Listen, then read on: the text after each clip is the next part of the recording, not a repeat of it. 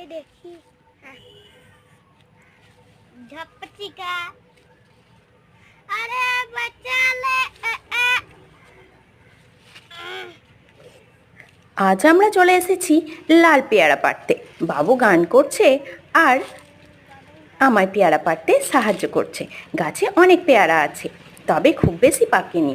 আমরা 4টি পেয়ারা পেড়ে নিয়েছি। বৃষ্টির জল পেলে এগুলো খুব সুন্দর পেকে যায়। পেয়ারাগুলি যে লাল, পাখিতে খাওয়া পেয়ারাটা থেকে দেখে বোঝা যাচ্ছে। তবে আরও ভালো করে দেখাবো নেক্সট ব্লগে, সেই জন্য সঙ্গে থাকুন। আর ভিডিও ভালো লাগলে অবশ্যই লাইক, কমেন্ট, শেয়ার এবং সাবস্ক্রাইব করুন। আজ এখানেই শেষ করছি।